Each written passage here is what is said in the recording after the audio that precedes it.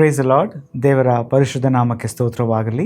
ಈ ದಿನದಲ್ಲಿ ಕೆಲವು ವಾಕ್ಯಗಳನ್ನು ದೇವರ ಸಹಾಯದಿಂದ ನಾವು ಓದಿ ಅರ್ಥ ಮಾಡಿಕೊಂಡು ಆ ವಿವರಣೆಯನ್ನು ನೋಡಲಿಕ್ಕಿದ್ದೇವೆ.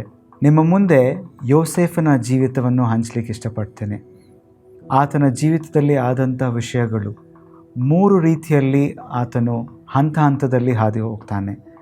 ಮೊದಲನೇದಾಗಿ ನೋಡಬೇಕಾದ್ರೆ ದೇವರು ಕೊಟ್ಟಂಥ ವಾಗ್ದಾನ, ಪ್ರಾಮಿಸ್. ಎರಡನೇದಾಗಿ ಆತನನ್ನು ಸಮಸ್ಯೆಗಳ ಮಧ್ಯದಲ್ಲಿ ದೇವರು ಆತನ ನಡೆಸಿದಂಥ ರೀತಿ, the problem time that god took him through. ಮೂರನೇದಾಗಿ ನೋಡಬೇಕಾದ್ರೆ ದೇವರು ಮಾಡಿದಂಥ ಮಾರ್ಗ, ದ ಪ್ರಾವಿಷನ್ ಆಫ್ ಗಾಡ್. ಜ್ಞಾನೋಕ್ತಿಗಳು 10ನೇ ಅಧ್ಯಾಯ 9ನೇ ವಾಕ್ಯ ಈ ರೀತಿಯಲ್ಲಿ ಹೇಳ್ತದೆ: ನಿರ್ದೋಷದ ನಡತೆಯವನು ನಿರ್ಭಯವಾಗಿ ನಡೆಯುವನು, ವಕ್ರಮಾರ್ಗಿಯು ಬಯಲಿಗೆ ಬೀಳುವನು. Whoever walks in integrity walks securely, but he who walks his ways crooked will be found out. ಜ್ಞಾನೋಕ್ತಿಗಳು 11ನೇ ಅಧ್ಯಾಯ 3ನೇ ವಾಕ್ಯ ಹೇಳ್ತದೆ: ಯಥಾರ್ಥವಂತರಿಗೆ ಸರಳತೆಯು ಮಾರ್ಗದರ್ಶಕ, ವಂಚಕರಿಗೆ ವಕ್ರತೆಯು ನಾಶಕ. The integrity of the upright guides them, but the crookedness of the treacherous destroys them. ನಮ್ಮ ಜೀವಿತದಲ್ಲಿ ಯೋಸೇಫನ ರೀತಿಯಲ್ಲಿ ಅನೇಕ ವಿಷಯಗಳು ನಾವು ಹಾದು ಹೋಗ್ತೇವೆ. ಯೋಸೇಫನ ಜೀವಿತದಲ್ಲಿ ನೋಡಬೇಕಾದ್ರೆ 5 ವಿಷಯಗಳು ನಮ್ಮ ಮುಂದೆ ಇದೆ. ಆತನ ಮೇಲು ಮತ್ತು ಕೀಳುಗಳು. ದೇವರು ಆತನನ್ನು ಮೇಲಕ್ಕೆ ನಡೆಸಿ ಆತನು ಕೀಳಾಗಿ ಅಂದರೆ ಕೆಳಗೆ ಬೀಳುವಾಗಲೂ ಯೋಸೇಫನು ದೇವರನ್ನು ಹಿಡಿದವನಾದುದರಿಂದ, ದೇವರು ಆತನ ಸಂಗಡ ಇದ್ದುದರಿಂದ ಯಾವ ರೀತಿಯಲ್ಲಿ ದೇವರು ಆತನನ್ನು ಮೇಲಕ್ಕೆ ತಂದನೆಂಬುದಾಗಿ ನೋಡ್ತೇವೆ. ಆದಿಕಾಂಡ 37ನೇ ಅಧ್ಯಾಯದಲ್ಲಿ ಆತನ ಜೀವನದ ಕುರಿತಾಗಿ ನಾವು ಮೊದಲದಾಗಿ ನೋಡ್ತೇವೆ. ಆದಿಕಾಂಡ 37ನೇ ಅಧ್ಯಾಯ 2ನೇ ವಾಕ್ಯದಲ್ಲಿ ನೋಡಬೇಕಾದ್ರೆ, ಯಾಕೋಬನ ಮಕ್ಕಳ ಚರಿತ್ರೆ. ಯೋಸೇಫನು 17 ವರ್ಷದವನಾದಾಗ ಇನ್ನೂ ಹುಡುಗನಾಗಿದ್ದು ತನ್ನ ಅಣ್ಣಂದಿರ ಜೊತೆಯಲ್ಲಿ, ಅಂದರೆ ತನ್ನ ಮಲತಾಯಿಗಳಾದ ಬಿಲ್ಹಾ, ಜಿಲ್ಫಾ ಎಂಬವರ ಮಕ್ಕಳ ಜೊತೆಯಲ್ಲಿ ಆಡು ಕುರಿಗಳನ್ನು ಮೇಯಿಸುತ್ತಿದ್ದನು. ಅವರು ಏನಾದರೂ ಕೆಟ್ಟ ಕೆಲಸ ಮಾಡುವಾಗ ಅವನು ತಂದೆಗೆ ತಿಳಿಸುತ್ತಿದ್ದನು. So we see that Joseph was trying to lead a life of uprightness. ಆತನ ಅಣ್ಣಂದಿರು ತಪ್ಪು ಮಾಡುವಾಗ ಆತನು ತನ್ನ ತಂದೆಗೆ ತಿಳಿಸ್ತಾ ಇದ್ದ. ಒಂದು ದೂರ ರೀತಿಯಲ್ಲಿ ಕಾಣಬಹುದು.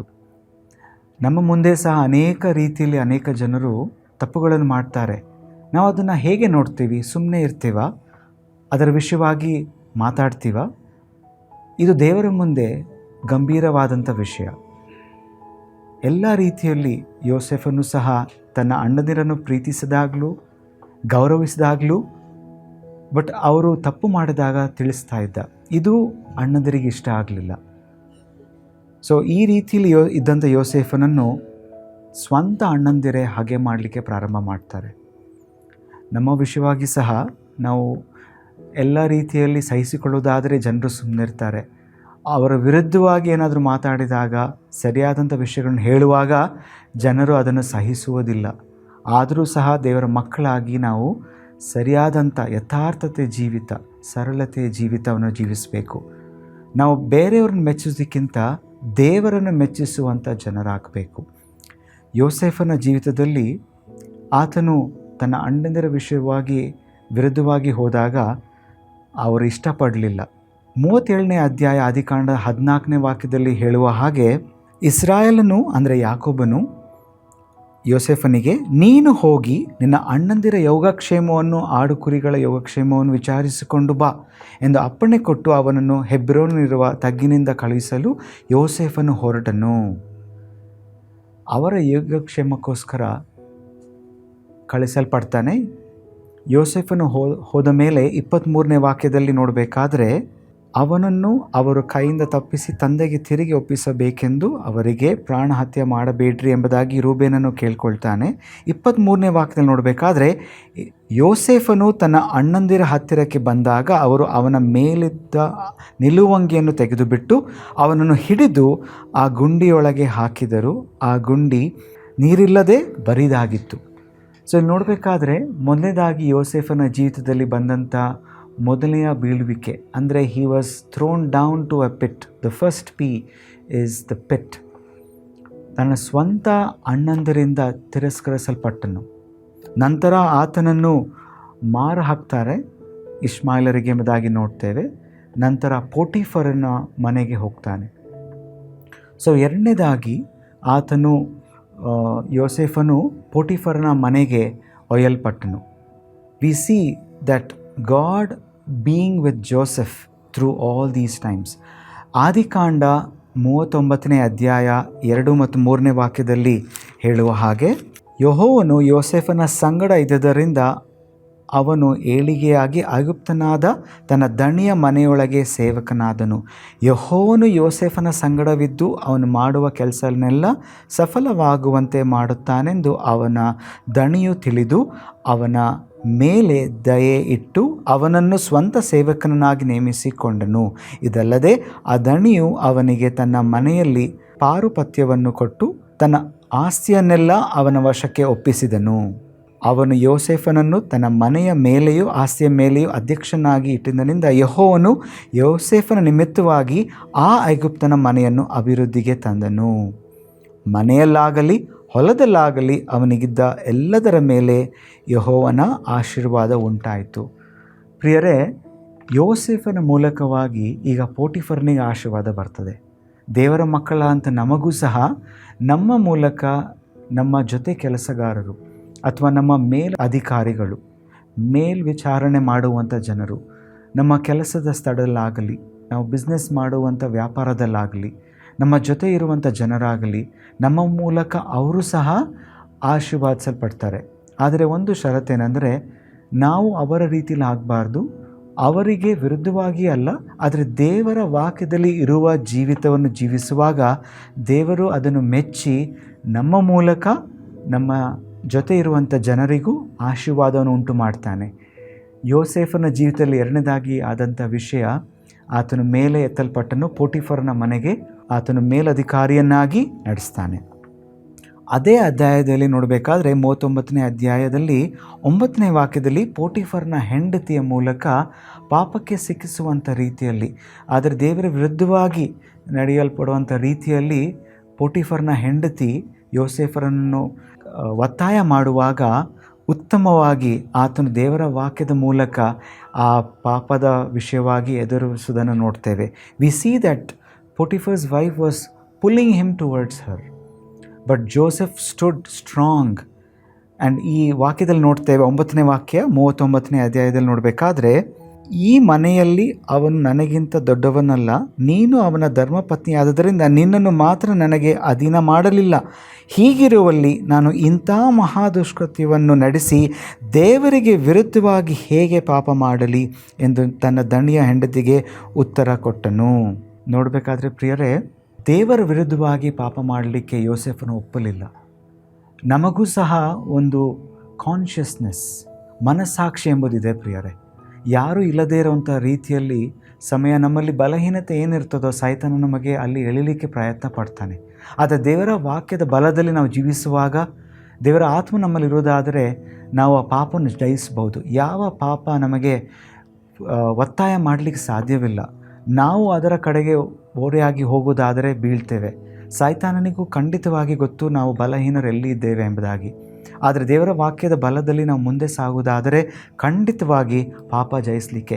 ಇಲ್ಲಿ ನೋಡಬೇಕಾದ್ರೆ ಯೋಸೇಫನು 12ನೇ ವಾಕ್ಯದಲ್ಲಿ ಆಕೆಯ ಕೈಯಲ್ಲಿ ಬಟ್ಟೆಯನ್ನು ಬಿಟ್ಟು ತಪ್ಪಿಸಿಕೊಂಡು ಓಡಿ ಹೋಗ್ತಾನೆ.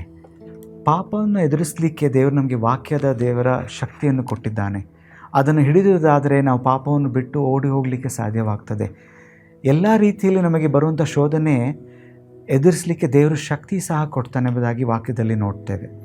ಸೊ ಮುಂದಿನ ರೀತಿಯಲ್ಲಿ ನೋಡಬೇಕಾದ್ರೆ, ಇದರ ದೆಸೆಯಿಂದ ಆತನಿಗೆ ಸಿಗಲಿಲ್ಲ ಎಂಬ ಬೇಜಾರಲ್ಲಿ, ಒಂದು ಆಲೋಚನೆಯಲ್ಲಿ ಆತನ ಮೇಲೆ ಆಕೆ ದೂರು ಹೇಳುವಾಗ ಪೋಟಿಫರ್ನಿಗೆ ಕೋಪ ಬರ್ತದೆ. ಯಾವ ವಿಚಾರಣೆ ಮಾಡದೆ ಸುಮ್ಮನೆ ಹಾಗೆ ಯೋಸೇಫನನ್ನು ಸೆರೆಮನೆಗೆ ಒಪ್ಪಿಸ್ತಾನೆ. ಇಲ್ಲಿ ನೋಡಬೇಕಾದ್ರೆ ಮತ್ತೆ 3ನೇ P, prison life of Joseph. ಯಾವ ತಪ್ಪು ಮಾಡಲಿಲ್ಲ ಪ್ರಿಯರೇ. ಆತನು ಅಷ್ಟು ರೀತಿಯಲ್ಲಿ 41ನೇ ಅಧ್ಯಾಯದಲ್ಲಿ ನೋಡ್ತೇವೆ, 2 ವರ್ಷಗಳ ಕಾಲ ಸೆರೆಮನೆಯ ಒಂದು ನಿವಾಸದಲ್ಲಿ ಯೋಸೇಫನಿರ್ತಾನೆ. ನಮ್ಮ ಜೀವಿತದಲ್ಲಿ ನಾವು ತಪ್ಪು ಮಾಡದೆ ಹೋದರೂ ಜನರು ನಮ್ಮನ್ನು ಇಷ್ಟಪಡದೇ ಇದ್ದಾಗ ನಮ್ಮ ಮೇಲೆ ಅಲ್ಲದ ಸಲ್ಲದ ದೂರುಗಳನ್ನು ಹೇಳಿ ನಮ್ಮನ್ನು ಕೀಳಾಗಿ ನೋಡ್ಬೋದು, ನಮ್ಮನ್ನು ಬೇರೆ ರೀತಿಯಲ್ಲಿ ತಪ್ಪಲ್ಲಿ ಸಿಕ್ಕಿಸ್ಲಿಕ್ಕೆ ಪ್ರಯತ್ನ ಪಡ್ಬೋದು.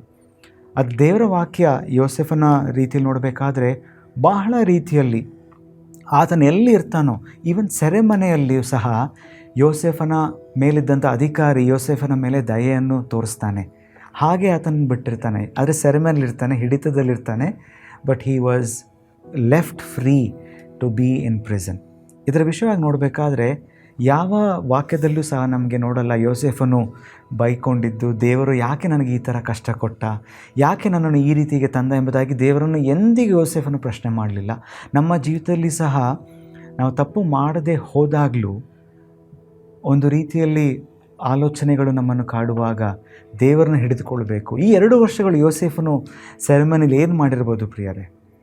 ವಾಕ್ಯ ಸ್ಪಷ್ಟವಾಗಿ ಹೇಳ್ತದೆ, ಆತನು ಹಾಗೆ ಅಲ್ಲಿದ್ದಂಥ ಜನರಿಗೂ ಸಹ ಸಹಾಯ ಮಾಡ್ತಾನೆ.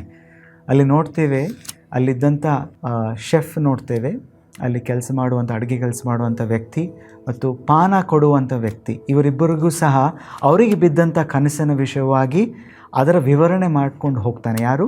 ಯೋಸೆಫ. ಸೆರೆಮನೆಯಲ್ಲೂ ದೇವರು ಕೊಟ್ಟಂಥ ಒಂದು ತಲಾಂತನ್ನು ಆತನು ಉಪಯೋಗಿಸ್ಕೊಂಡು ಬರ್ತಾನೆ. ಸೊ ನೋಡಬೇಕಾದ್ರೆ ನಮ್ಮ ವಿಷಯದಲ್ಲಿ ದೇವರು ಕೊಟ್ಟಂಥ ತಲಾಂತು ನಿಮಗೆ ಏನು ಇದೆ ಈ ದಿನದಲ್ಲಿ? ನಿಮಗೆ ಗೊತ್ತಿಲ್ಲ ಅಂದರೆ ಅದನ್ನು ನೀವು ಕೇಳ್ಕೋಬೇಕು.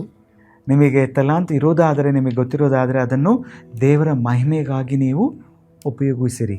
ಇದರ ಮೂಲಕ ದೇವರಿಗೆ ಮಹಿಮೆ ಆಗ್ತದೆ. ಪ್ರತಿಯೊಬ್ಬರಿಗೂ ವಿಶೇಷವಾಗಿ ದೇವರು ಅದ್ಭುತವಾಗಿ ಉಚಿತವಾಗಿ ತಲಾಂತುಗಳನ್ನು ದೇವರು ಕೊಟ್ಟಿದ್ದಾನೆ. ಆ ತಲಾಂತುಗಳು ಏನೇ ಇದ್ದರೂ ಅದನ್ನು ದೇವರ ರಾಜ್ಯದ ಒಳಿತಿಗಾಗಿ, ದೇವರ ಮಹಿಮೆಗೋಸ್ಕರ ನೀವು ಉಪಯೋಗಿಸುವುದಾದರೆ ದೇವರಿಗೆ ಮಹಿಮೆ ಆಗ್ತದೆ, ನಿಮಗೂ ಸಹ ಮೇಲಾಗುವಂಥದ್ದಾಗಿದೆ. ಸೊ ಇಲ್ಲಿ ಮುಂದೆ ನೋಡಬೇಕಾದ್ರೆ 2 ವರ್ಷಗಳ ಆದ ನಂತರ ಇಲ್ಲಿ ನೋಡಬೇಕಾದ್ರೆ 41ನೇ ಅಧ್ಯಾಯದಲ್ಲಿ ಫರೋಹನಿಗೆ ಒಂದು ಕನಸು ಬೀಳ್ತದೆ. ಈ ಕನಸಿನ ವಿಷಯವಾಗಿ ಅರ್ಥ ಹೇಳುವವರು ಇಡೀ ಐಗುಪ್ತ ದೇಶದಲ್ಲಿ ಯಾರೂ ಆತನಿಗೆ ಸಿಗಲ್ಲ. ಆದರೆ ಆ ಕಪ್ ಬೇರರ್, ಪಾನ ಕೊಡುವಂಥ ಅಧಿಕಾರಿ ಯೋಸೆಫನು ಆತನಿಗೆ ಸಹಾಯ ಮಾಡಿದ್ದನ್ನು ನೆನೆಸಿಕೊಂಡು ಅರಸನ ಮುಂದೆ ಆತನು ಹೇಳುವಾಗ ಆಗ ಖಂಡಿತವಾಗಿ ಫರೋಹನು ಆತನನ್ನು ಕರೆಸ್ತಾನೆ. ಸೊ ಇಲ್ಲಿ ನೋಡಬೇಕಾದ್ರೆ 4ನೇ P, 4th P in the life of Joseph is called to the palace. ಫರೋಹನ ಮುಂದೆ ನಿಂತ್ಕೊಳ್ಳಿಕ್ಕೆ ಪ್ಯಾಲೇಸ್ ಆರ್ ಫ್ಯಾರೋ ಎಂಬುದಾಗಿ ನೋಡ್ತೇವೆ. Is called. ಆಗ ಆತನು ದೇವರಿಗೆ ಒಂದು ರೀತಿಯಲ್ಲಿ ಮಹಿಮೆ ಅಥವಾ ಗೌರವ ಸಲ್ಲಿಸ್ತಾನೆ. ಯೋಸೆಫನು ಫರೋಹನ ಮುಂದೆ ನಿಂತು ದೇವರ ಕುರಿತಾಗಿ ಆತನಿಗೆ ಹೇಳ್ತಿದ್ದಾನೆ. 41ನೇ ಅಧ್ಯಾಯ ಆದಿಕಾಂಡ 16ನೇ ವಾಕ್ಯದಲ್ಲಿ ಹೇಳುವ ಹಾಗೆ, ಯೋಸೆಫನು ನನ್ನಲ್ಲಿ ಅಂಥ ಸಾಮರ್ಥ್ಯವೇನೂ ಇಲ್ಲ, ಆದರೆ ದೇವರು ಫರೋಹನಿಗೆ ಶುಭಕರವಾದ ಉತ್ತರವನ್ನು ಕೊಡಬಲ್ಲನೆಂದು ಹೇಳಿದನು. God will give Pharaoh a favourable answer ಎಂಬುದಾಗಿ ದೇವರಿಗೆ ಆ ಘನತೆಯನ್ನು ಸಲ್ಲಿಸ್ತಾ ಇದ್ದಾನೆ. ನಮಗೂ ಸಹ ನಮಗೆ ತಲಾಂತಿರೋದಾದರೆ ಅದು ನನ್ನ ಅಥವಾ ನಮ್ಮ ಒಂದು ಹೆಚ್ಚಳಕ್ಕಲ್ಲ ಪ್ರಿಯರೇ, ಅಥವಾ ನಮ್ಮನ್ನು ಮೇಲಕ್ಕೆ ತರುವಂಥ ರೀತಿಯಲ್ಲ. ನಮಗೆ ತಲಾಂತನ್ನು ದೇವರು ಅಥವಾ ಜನರು ಮೆಚ್ಚಬೇಕಾದರೆ ಅದನ್ನು ದೇವರಿಗೆ ಗೌರವವನ್ನು ಸಲ್ಲಿಸಬೇಕು, ದೇವರಿಗೆ ಘನತೆ ಸಲ್ಲಿಸಬೇಕು. ಸೊ ಫರೋಹನ ವಿಷಯವಾಗಿ ನೋಡಬೇಕಾದ್ರೆ ಕನಸನ ಅರ್ಥ ಯೋಸೆಫನ ತಿಳಿಸಿದ ನಂತರ 5ನೇದಾಗಿ the 5th P that Joseph experienced is he was made the prince of Egypt.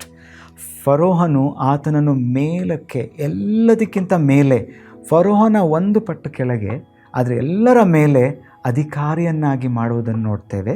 ಈ ವಾಕ್ಯ 41ನೇ ಅಧ್ಯಾಯ ಆದಿಕಾಂಡ 37ನೇ ವಾಕ್ಯದಿಂದ ನೋಡ್ತೇವೆ ಯಾವ ರೀತಿಯಲ್ಲಿ ಆತನು ಅಧಿಕಾರವನ್ನು ಕೊಡೋದನ್ನು ನೋಡ್ತೇವೆ.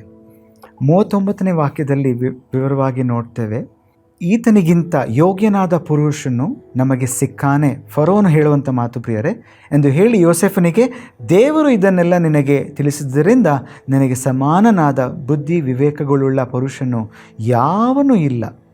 ನೀನೇ ಅರಮನೆಯಲ್ಲಿ ಸರ್ವಾಧಿಕಾರಿಯಾಗಬೇಕು. ನಿನ್ನ ಅಪ್ಪಣೆಯ ಮೇರೆಗೆ ಪ್ರಜೆಗಳೆಲ್ಲರೂ ನಡೆದುಕೊಳ್ಳಬೇಕು. ಸಿಂಹಾಸನದ ವಿಷಯದಲ್ಲಿ ಮಾತ್ರ ನಾನು ನಿನಗಿಂತ ದೊಡ್ಡವನಾಗಿರುವೆನು. 41ನೇ ವಾಕ್ಯದಲ್ಲಿ ಫರೋಹನು ಯೋಸೆಫನಿಗೆ, ನೋಡು, ಐಗುಪ್ತ ದೇಶದ ಮೇಲೆಲ್ಲ ನಿನ್ನನ್ನು ಅಧಿಕಾರಿಯನ್ನಾಗಿ ಮಾಡಿದ್ದೇನೆ. He made in the chief of everything. ಒಂದು ಕನಸಿನ ಅರ್ಥದಿಂದ ಪ್ರಿಯರೇ ಇಷ್ಟು ದೊಡ್ಡ ಗೌರವ ಹೇಗೆ ಸಿಕ್ತು? ನಾನು ನೋಡುವ ಹಾಗೆ ಪ್ರಾರಂಭದಲ್ಲಿ ನೋಡಿದಂಥ ವಾಕ್ಯ 37ನೇ ಅಧ್ಯಾಯದಲ್ಲಿ ಯೋಸೆಫನಿಗೆ 17 ವರ್ಷ. ಹಿ ವಾಸ್ ಅ ಟೀನೇಜರ್, ಯವನ ವಯಸ್ಸು ಯೋಸೆಫನಿಗೆ.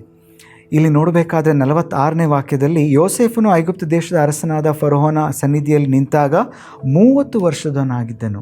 ಪ್ರಿಯರೇ, ಈ 17 ವರ್ಷದಿಂದ 30 ವರ್ಷಗಳು, 13 ವರ್ಷಗಳು ಯೋಸೆಫನಿಗೆ ಬಹಳ ಒಂದು ಸಮಸ್ಯೆ, ಅನಿರ್ವಾಯಗಳು, ಎಲ್ಲ ಕಷ್ಟಗಳು, ಎಲ್ಲ ಪರಿಸ್ಥಿತಿಗಳು, ಅಣ್ಣಂದಿರಿಂದ ದೂರ ಇರುವಂಥದ್ದು, ತನ್ನ ತಂದೆಯಿಂದ ದೂರ ಇರುವಂಥದ್ದು, ಸ್ವಂತ ಜನರಿಂದ ದೂರ ಇರುವಂಥದ್ದು, 5 Pಗಳು ಯೋಸೆಫನ ಜೀವಿತದಲ್ಲಿ ಹಾದು ಹೋದ ಪ್ರಿಯರೇ. Pit, Potiphar, prison, palace and he became the prince. 13 ವರ್ಷಗಳಲ್ಲಿ ಇದೆಲ್ಲ ಆಯ್ದು ಹೋಯಿತು. ನಂತರ ನೋಡ್ತೇವೆ, ತನ್ನ ಅಣ್ಣಂದಿರನ್ನು ಆತನು ಭೇಟಿ ಆಗ್ತಾನೆ. ಅಣ್ಣಂದಿರು ಯೋಸೆಫನನ್ನು ಗುರುತು ಹಿಡಿಯಲಿಲ್ಲ. ಆದರೆ ಯೋಸೆಫನು ಮಾಡಿದಂತಹ ಒಂದು ದೊಡ್ಡ ಕಾರ್ಯ ನೋಡ್ತೇವೆ. 45ನೇ ಅಧ್ಯಾಯ 8ನೇ ವಾಕ್ಯದಲ್ಲಿ ನೋಡಬೇಕಾದ್ರೆ ಯಾವ ರೀತಿಯಲ್ಲಿ ಯೋಸೆಫನು ತನ್ನ ಅಣ್ಣಂದಿರನ್ನು ಕ್ಷಮಿಸುತ್ತಾನೆ. ಬಹಳ ಸ್ಪಷ್ಟವಾಗಿ ದೇವರ ವಾಕ್ಯ ಹೇಳ್ತದೆ, ದೇವರೇ ನನ್ನನ್ನು ಇಲ್ಲಿಗೆ ಕಳುಹಿಸದನಲ್ಲದೆ ನೀವು ಕಳುಹಿಸಲಿಲ್ಲ. ಆತನು ನನ್ನನ್ನು ಫರೋಹನ ಮಂತ್ರಿಯನ್ನಾಗಿಯೂ ಫರೋಹನ ಅರಮನೆಯಲ್ಲಿ ಅಧಿಪತಿಯನ್ನಾಗಿಯೂ ಐಗುಪ್ತ ದೇಶದ ಸರ್ವಾಧಿಕಾರಿಣಿಯಾಗಿಯೂ ಮಾಡಿದನು. ಅಣ್ಣಂದಿರಿಗೆ ಬಹಳ ಒಂದು ಆಶ್ಚರ್ಯ ಆಗ್ತದೆ. ಯಾವ ಅಣ್ಣಂದಿರು ತಮ್ಮನನ್ನು ಮಾರಿಬಿಟ್ಟರೋ, ಯಾವ ಅಣ್ಣಂದಿರು ತಮ್ಮನನ್ನು ಬಿಟ್ಟುಕೊಟ್ಟರೋ, ಈಗ ಅದೇ ತಮ್ಮ ಅಣ್ಣಂದಿರನ್ನು ಪ್ರೀತಿಸುವುದನ್ನು ನೋಡ್ತೇವೆ, ಕ್ಷಮಿಸುವುದನ್ನು ನೋಡ್ತೇವೆ. ಅಷ್ಟು ಮಾತ್ರವಲ್ಲದೆ ತನ್ನ ಅಣ್ಣಂದಿರಿಗೆ, ತನ್ನ ತಮ್ಮನಾದಂಥ ಬೆನ್ಯಾಮಿನಿಗೂ ಮತ್ತು ತನ್ನ ಕುಟುಂಬಸ್ಥರು, ಪರಿವಾರದವರು ಯಾಕೋಬನನ್ನು ಸೇರಿಸಿ ಐಗುಪ್ತ ದೇಶದಲ್ಲಿ ಉತ್ತಮವಾದಂಥ ಸ್ಥಳದಲ್ಲಿ ನೆಲೆಸಲಿಕ್ಕೆ ಯೋಸೇಫನು ಮಾರ್ಗ ಮಾಡಿಕೊಟ್ಟ. ಪ್ರಿಯರೇ, ನಮಗೆ ಈ ಒಂದು ವಾಕ್ಯದ ಮೂಲಕ ಸಿಕ್ಕಿದಂಥ ಅಂಶಗಳು ನೋಡೋದಾದರೆ, ಕ್ಷಮಿಸುವಿಕೆ. ನಮ್ಮ ಪರವಾಗಿ ಕರ್ತನಾದ ಯೇಸು ಕ್ರಿಸ್ತನು ಇದನ್ನೇ ಮಾಡಿದ್ದಾನೆ. ಪ್ರಿಯರೇ, ನಾವು ಸಹ ಯೇಸು ಕ್ರಿಸ್ತನಿಗೆ ದೂರವಾಗಿದ್ದಂಥ ಜನರು, ಯೇಸು ಕ್ರಿಸ್ತನನ್ನು ಬಿಟ್ಟುಕೊಟ್ಟಂಥ ಜನರು, ಯೇಸು ಕ್ರಿಸ್ತನನ್ನು ಅರಿಯದೇ ಇರುವಂಥ ರೀತಿಯಲ್ಲಿದ್ದಂಥ ಜನರು, ನಮಗೆ ಇಷ್ಟವಾದಂಥ ವಿಷಯದಲ್ಲಿ ನಡೆಕೊಂಡಂಥ ಜನರಾಗಿದ್ದೆವು. ಅಂಥ ಜನರನ್ನು ಯೇಸು ಕ್ರಿಸ್ತನ ತನ್ನ ರಕ್ತದ ಮೂಲಕ ತನ್ನ ಜನವಾಗಿ ಮಾಡಿ, ತನ್ನ ಸ್ವಂತ ರಕ್ತವನ್ನು ಸುರಿಸಿ ನನ್ನ ಪಾಪಗಳಿಗೋಸ್ಕರ, ನಿಮ್ಮ ಪಾಪಗಳಿಗೋಸ್ಕರ ಆತನು ಪ್ರಾಣ ಕೊಟ್ಟನು. ಈ ಪಾಪದ ಬಿಡುಗಡೆ ಕಾರ್ಯ 2026 ವರ್ಷಗಳ ಹಿಂದೆ ಯೇಸು ಕ್ರಿಸ್ತನು ಮಾಡಿ, ಆತನು ಸತ್ತು ಹೂಣಲ್ಪಟ್ಟು ಪುನರುತ್ಥಾನವಾಗಿ ಎದ್ದು ನಮಗೋಸ್ಕರ ಪರಲೋಕದಲ್ಲಿ ಬಿಡಾರವನ್ನು ಸಿದ್ಧ ಮಾಡಲಿಕ್ಕೆ, ತಾನಿರುವ ಸ್ಥಳದಲ್ಲಿ ನಾವು ಸಹ ಇರಬೇಕೆಂಬುದಾಗಿ ಮಾರ್ಗ ಮಾಡಲಿಕ್ಕೋಸ್ಕರ ಆತನು ಹೋಗಿದ್ದಾನೆ. ನನ್ನನ್ನು ನಿಮ್ಮನ್ನು ಕರ್ಕೊಂಡು ಹೋಗಲಿಕ್ಕೆ ಮತ್ತೆ ಆತನು ಬರಲಿಕ್ಕಿದ್ದಾನೆ. ನನ್ನ ಪಾಲು ಏನಾಗಿದೆ? ನಿಮ್ಮ ಜವಾಬ್ದಾರಿ ಏನಾಗಿದೆ ಪ್ರಿಯರೇ? ಯೋಸೇಫನಂತೆ ಯೇಸು ಕ್ರಿಸ್ತನಿದ್ದಾನೆ. ಯೇಸು ಎಂದರೆ ತನ್ನ ಜನರನ್ನು ಅವರ ಪಾಪಗಳಿಂದ ಬಿಡಿಸಿ ಕಾಯುವನು. ಕ್ರಿಸ್ತನು ಹೇಳೋದಾದರೆ ಅಭಿಷೇಕಿಸಲ್ಪಟ್ಟವನು.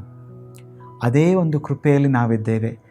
ನನ್ನ ಪರವಾಗಿ ನೋಡ್ಬೋದಾದರೆ, ನಾನು ಸಹ ಕ್ರೈಸ್ತಿಯ ಕುಟುಂಬದಲ್ಲಿ ಬೆಳೆದು ಬಂದವನಾಗಿದ್ದಾಗಲೂ ದೇವರ ವಾಕ್ಯವನ್ನು ಕೇಳ್ತಾ ಇದ್ದೆ, ನನ್ನ ಇಷ್ಟದಂತೆ ಜೀವಿಸ್ತಾ ಇದ್ದೆ. ಆದರೆ ದೇವರ ವಾಕ್ಯ ನನ್ನ ಸಂಗಡ ಮಾತಾಡಿದಾಗ ನನ್ನ ಜೀವಿತವನ್ನು ಯೇಸು ಕ್ರಿಸ್ತನಿಗೆ ಒಪ್ಪಿಸಿಕೊಟ್ಟೆ. ನಂತರ ಸಂಗೀತದಲ್ಲೂ ದೇವರ ಕೃಪೆಯಿಂದ ಸಂಗೀತದ ಮೂಲಕ ವಾಕ್ಯ ಹಂಚಲಿಕ್ಕೆ ದೇವರು ಸಹಾಯ ಮಾಡಿದ. ಅನೇಕ ಗಣ್ಯ ವ್ಯಕ್ತಿಗಳಿಗೂ, ಅನೇಕ ನನ್ನ ಸ್ಟೂಡೆಂಟ್ಸ್ ಆದಂಥ ಪ್ರಿಯರಿಗೂ, ಡಾಕ್ಟರ್ಸ್ ಆಗಲಿ, ದೊಡ್ಡ ದೊಡ್ಡ ವ್ಯಕ್ತಿಗಳಾಗಲಿ, ಪೊಲೀಸ್ ಅಧಿಕಾರಿಗಳಾಗಲಿ, MP ಗಳಿಗಾಗಲಿ, ಈ ಎಲ್ಲ ಪ್ರಿಯರಿಗೆ ದೇವರ ವಾಕ್ಯ ಹಂಚಲಿಕ್ಕೆ ದೇವರು ಕೃಪೆ ಮಾಡಿದ್ದಾನೆ. ದೇವರೇ ಇದಕ್ಕೆ ಎಲ್ಲ ಕೊಟ್ಟಂಥ ಒಂದು ಸಹಾಯಕ್ಕಾಗಿ ನಿನಗೆ ಸ್ತೋತ್ರ ಮಾಡ್ತೇನೆ. ದೇವರು ನಮ್ಮನ್ನು ಈ ಒಂದು ಕೊಡುವಂಥ ಬಹುಮಾನಗಳಿಂದ ಅಥವಾ ನಮಗೆ ವರಗಳ ಮೂಲಕ ಅನೇಕ ಕಾರ್ಯಗಳನ್ನು ನಮ್ಮಿಂದ ಅಪೇಕ್ಷಿಸ್ತಾನೆ. ನಮಗೆ ಯಾವ ಒತ್ತಾಯ ಮಾಡಲ್ಲ ಪ್ರಿಯರೇ. ನಮಗೆ ಉಚಿತವಾಗಿ ವರಗಳನ್ನು ಕೊಟ್ಟಿದ್ದಾನೆ. ಆ ವರಗಳನ್ನು ದೇವರ ಮಹಿಮೆಗೋಸ್ಕರ, ದೇವರ ರಾಜ್ಯಕ್ಕೋಸ್ಕರ ಉಪಯೋಗಿಸುವಾಗ ದೇವರಿಗೆ ಮಹಿಮೆ ಆಗ್ತದೆ. ನಮಗೆ ಸಿಗುವಂಥ ಅವಕಾಶದ ಮೂಲಕ ನಾವು ಕೆಲಸ ಮಾಡುವಂಥ ಸ್ಥಳದಲ್ಲಾಗಲಿ, ನಮ್ಮ ಜೊತೆ ಕ್ರೈಸ್ತರಿರ್ತಾರೋ ಅಕ್ರೈಸ್ತರಿರ್ತಾರೋ ಅದು ನಮಗೆ ಗೊತ್ತಿಲ್ಲ. ಆದರೆ ಯಾರೇ ಇರಲಿ, ನಾವು ಎಂಥ ಸ್ಥಳದಲ್ಲಿ ದೇವರು ನಮ್ಮನ್ನು ಕೂರಿಸಿರಲಿ, ಖಂಡಿತವಾಗಿ ನಮ್ಮನ್ನು ನೋಡುವಂಥ ಜನರು ನನ್ನ ಮೂಲಕ, ನಿಮ್ಮ ಮೂಲಕ ದೇವರ ಕಡೆಗೆ ಬರುವಂಥ ಅವಕಾಶ ದೇವರು ಕೊಡ್ತಾನೆ. ಅದು ಯಾವಾಗ ಆಗ್ತದೆ ಗೊತ್ತಿಲ್ಲ. ಆದರೆ ನಾವು ಯೋಸೇಫನಂತೆ ನಮ್ಮ ಜೀವಿತದ ಮೂಲಕ ಒಂದು ಮಾದರಿಯ ಜೀವಿತ, ಯಥಾರ್ಥತೆ ಜೀವಿತ, ನಾವು ನೋಡಿದಂಥ ಜ್ಞಾನೋಕ್ತಿ ವಾಕ್ಯದಲ್ಲಿ ನೋಡೋದಾದರೆ ನಮ್ಮ ಯಥಾರ್ಥತೆ ದೇವರು ಮೆಚ್ಚುವಾತ ದೇವರಾಗಿದ್ದಾನೆ. ಮತ್ತು ಮುಖ್ಯವಾಗಿ ಯೇಸು ಕ್ರಿಸ್ತನು ಯೋಸೇಫನಂತೆ ಕ್ಷಮಿಸಿದನು, ನಮ್ಮ ಪಾಪದ ಬಿಡುಗಡೆಗೋಸ್ಕರ ತನ್ನ ಪ್ರಾಣವನ್ನು ಕೊಟ್ಟನು. ಈ ಸುವಾರ್ತೆಯನ್ನು ಸಾರುವಂಥ ಕೃಪೆ ದೇವರು ನಮ್ಗೆ ಕೊಟ್ಟಿದ್ದಾನೆ. ನಾವು ಈಗ ನೋಡುವಂಥ ಮಾಧ್ಯಮಗಳ ಮೂಲಕ ಮಾಡುವಂಥ ಸುವಾರ್ತೆ ಲೋಕದ ಎಲ್ಲ ಕಡೆಗಳಲ್ಲಿ ಹೋಗಲಿಕ್ಕೆ ದೇವರು ಕೃಪೆ ಮಾಡಿದ್ದಾನೆ. ನಮಗೆ ಸಿಗುವಂಥ ಅವಕಾಶ, ನಾವು ಯಾವ ರೀತಿಯಲ್ಲಿ ಸುವಾರ್ತೆ ಈ ದಿನದಲ್ಲಿ ಸಾರ್ತಾ ಇದ್ದೇವೆ ಪ್ರಿಯರೇ? ಬಹಿರಂಗವಾಗಿ ಹೋಗಿ ಸಾರದೆ ಹೋದರೂ, ಆದರೆ ನಮ್ಮ ಒಂದು ಮಾದರಿಯ ಮೂಲಕ, ನಮ್ಮ ಸಾಕ್ಷಿ ಮೂಲಕ ದೇವರ ಕುರಿತಾಗಿ ನಾವು ಸಾರಬಹುದು. ಪ್ರಿಯರೇ, ಯೇಸು ಕ್ರಿಸ್ತ ನಮಗೆ ಕೊಡುವಂಥ ಅವಕಾಶ ಈ ದಿನದಲ್ಲಿ ಆತನ ಮಕ್ಕಳಾಗುವಂತೆ ಉಚಿತವಾಗಿ ನಮಗೆ ರಕ್ಷಣೆ ಕೊಡಲ್ಪಟ್ಟಿದೆ. ಆ ಉಚಿತವಾದಂಥ ರಕ್ಷಣೆಯನ್ನು ನಾವು ಹಿಡಿದವರಾಗಿ ಉಚಿತವಾಗಿ ನಾವು ಇದನ್ನು ಇತರರಿಗೆ ಸಾರಬೇಕು. ಸಾರುವವರು ಬೇಕಾಗಿದ್ದಾರೆ ಪ್ರಿಯರೇ. ನಮಗೆ ಯಾವ ಒತ್ತಾಯ ಇಲ್ಲ, ಆದರೆ ನಮಗೆ ಕೊಡುವಂಥ ಅವಕಾಶದಲ್ಲಿ ನಾವು ಯೇಸು ಕ್ರಿಸ್ತನ ಕುರಿತಾಗಿ ಹಂಚದೆ ಹೋದರೆ, ಆ ರೀತಿಯಲ್ಲಿ ಜೀವಿಸದೆ ಹೋದರೆ, ಯೋಸೇಫನು ಜೀವಿಸಿದಂಥ 13 ವರ್ಷಗಳ ಒಂದು ಬಹಳ ಸವಾಲಿನ ಜೀವಿತ. It was a very challenging life, away from family, away from everybody, in a foreign land. ಒಂದು ರೀತಿಯಲ್ಲಿ ಕುಟುಂಬದಿಂದ ದೂರವಿದ್ದಂಥ ಸಮಯದಲ್ಲಿ ದೇಶದಲ್ಲಿ ಅಂದರೆ ಆತನು ಕನಾನ್ ದೇಶದಿಂದ ಐಗುಪ್ತ ದೇಶಕ್ಕೆ ಒಯ್ಯಲ್ಪಟ್ಟಗಳು. ಆತನು ಒಂದು ಗುಲಾಮನಿಂದ ಒಂದು ರೀತಿ ದೊಡ್ಡ ಒಂದು ಸ್ಥಾನಕ್ಕೆ ದೇವರು ಆತನನ್ನು ಕೊಟ್ಟನು. ಎಲ್ಲ ಹಂತಗಳಲ್ಲಿ ದೇವರು ಆತನ ಸಂಗಡ ಇದ್ದನು. ಈ ದಿನದಲ್ಲಿ ಯೇಸು ಕ್ರಿಸ್ತನು ಹೇಳಿದ ಹಾಗೆ, ಯುಗದ ಸಮಾಪ್ತಿಯವರೆಗೂ ಎಲ್ಲ ದಿವಸಗಳಲ್ಲಿ ನಿಮ್ಮ ಸಂಗಡ ಇರ್ತೇನೆ. ಲೋಕದಲ್ಲಿ ಸಂಕಟ ಇದೆ, ನಾನು ಜಯಿಸಿದ್ದೇನೆ. ಯೇಸು ಕ್ರಿಸ್ತನು ಕೊಡುವಂಥ ಆಶ್ವಾಸನೆಯಲ್ಲಿ ನಾವೆಲ್ಲ ಇದ್ದೇವೆ ಪ್ರಿಯರೇ. ಅದೇ ಆಶ್ವಾಸನೆಯಲ್ಲಿ ನಾವು ಮುಂದೆ ಹೋಗೋಣ. ದೇವರ ವಾಕ್ಯ ಹಿಡಿದವರಾಗಿ ಯೋಸೇಫನಂತೆ ಯಥಾರ್ಥತೆಯ ಜೀವಿತ, ಒಂದು ಸರಿಯಾದಂಥ ಜೀವಿತ, ನೀತಿವಂತಿಕೆಯಿಂದ ತುಂಬಿದಂಥ ಜೀವಿತ, a righteous living, a right standing with God, ಆ ಜೀವಿತ ಜೀವಿಸ್ತಾದರೆ ಖಂಡಿತವಾಗಿ ದೇವರು ನಮ್ಮನ್ನು ಮೆಚ್ಚಿ ನಮ್ಮನ್ನು ಆತನ ಮಹಿಮೆಗೋಸ್ಕರ ಉಪಯೋಗಿಸ್ಲಿಕ್ಕಿದ್ದಾನೆ. ಒಂದು ಪ್ರಾರ್ಥನೆ ಮಾಡೋಣ. ಒಪ್ಪಿಸಿಕೊಡುವಂಥ ಪ್ರಾರ್ಥನೆ, ಅರಿಕೆ ಮಾಡುವಂಥ ಪ್ರಾರ್ಥನೆ. ಪರಲೋಕದಲ್ಲಿರೋ ನಮ್ಮ ಪ್ರೀತಿಯುಳ್ಳ ತಂದೆಯಾದ ದೇವರೇ, ಕರ್ತನಾದ ಯೇಸು ಕ್ರಿಸ್ತನ ಮೂಲಕ ದೂರವಿದ್ದಂಥ ನನ್ನನ್ನು, ನಮ್ಮೆಲ್ಲರನ್ನು ನೀನು ಸಮೀಪಸ್ಥರನ್ನಾಗಿ ಮಾಡಿದ್ದಿ. ಯೇಸು ಕ್ರಿಸ್ತನೇ, ನಮಗೆ ಮಾದರಿತನವನ್ನು ತೋರಿಸಿದ್ದಿ. ನಿನ್ನ ಜೀವಿತವನ್ನು ನನ್ನ ಮುಂದೆ, ನಮ್ಮೆಲ್ಲರ ಮುಂದೆ ತೋರಿಸಿ, ನಮಗೋಸ್ಕರ, ನಮ್ಮ ಪಾಪಗಳಿಗೋಸ್ಕರ, ಪಾಪದ ಬಿಡುಗಡೆಗೋಸ್ಕರ ಕತ್ತಲೆಯಿಂದ ಬೆಳಕಿಗೆ ಬರುವಂಥ ಜೀವಿತವನ್ನು ಜೀವಿಸಲಿಕ್ಕೆ ಒಂದು ಮಾರ್ಗ ಮಾಡಿಕೊಟ್ಟಿದ್ದಿ. ಯೋಸೇಫನ ಜೀವಿತ ನಮಗೆ ಮಾದರಿಯಾಗಿದೆ ಕರ್ತನೆ. ಈ ಜೀವಿತ ಜೀವಿಸಲಿಕ್ಕೆ ನನ್ನಿಂದ ಸಾಧ್ಯವಿಲ್ಲ, ಆದರೆ ನಿನ್ನ ಪವಿತ್ರಾತ್ಮನ ಮೂಲಕ ಸಾಧ್ಯ ಉಂಟು ಕರ್ತನೆ. ಇದರ ಜೀವನ ಜೀವಿಸಲಿಕ್ಕೆ ನಿನ್ನ ಸಹಾಯ ನನಗೆ ಬೇಕು, ನಮ್ಮೆಲ್ಲರಿಗೆ ಬೇಕು. ಯೋಸೇಫನಂತೆ ಆ ಎಲ್ಲ ಹಾದು ಹೋಗುದು ಅಂತ ಆ ಒಂದು ಜೀವಿತದಲ್ಲಿ ಹಂತಗಳಲ್ಲಿ ನೀನು ಆತನ ಸಂಗಡ ಇದ್ದದರಿಂದ ಆತನನ್ನು ಉತ್ತಮ ರೀತಿಯಲ್ಲಿ ನಡೆಸಿದ್ದಿ ಕರ್ತನೆ. ಬರುವ ದಿನಗಳಲ್ಲಿ ಅಥವಾ ಇಲ್ಲಿರುವಂಥ ನೋಡುತ್ತಿರುವಂಥ ಪ್ರಿಯರ ಜೀವಿತದಲ್ಲಿ ಯಾವ ಪರಿಸ್ಥಿತಿಯಲ್ಲಿದ್ದಾರೆ ನೀನು ಬಲಾತನಾಗಿದ್ದಿ. ಅವ್ರನ್ನು ಬಿಡುಗಡೆಗೆ ತಂದು ನಿನ್ನ ಬಳಿಗೆ ಸೇರಿಸಿ ಉತ್ತಮ ರೀತಿಯಲ್ಲಿ ನಡೆಸುವಂಥ ದೇವರಾಗಿದ್ದಿ.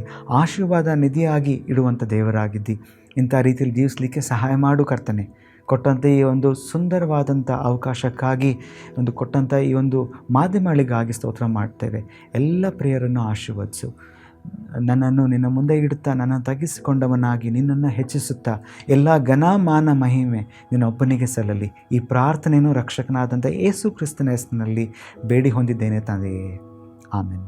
ದೇವರಿಗೆ ಮಹಿಮೆ ಆಗಲಿ. ದೇವರು ನಿಮ್ಮನ್ನು ಹೆಚ್ಚಾಗಿ ಆಶೀರ್ವದಿಸಲಿ. ಆಮೆನ್. ಸುವಾರ್ತೆ ತಲುಪದ ಊರು ಇರಲೇಬಾರದು, ಸಭೆಯೂ ಇಲ್ಲದ ಗ್ರಾಮ ಇರಬಾರದೆಲ್ಲಿಯೂ.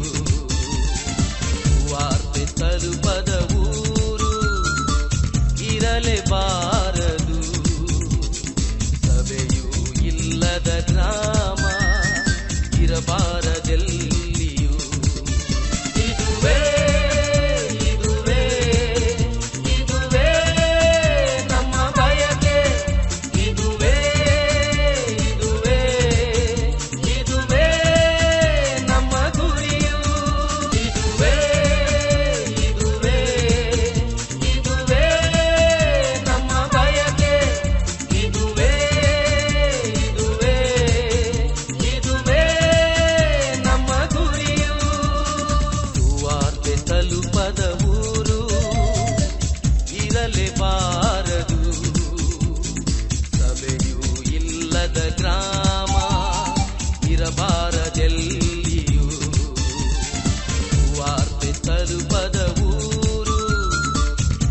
ಬರಲೇಬಾರದು.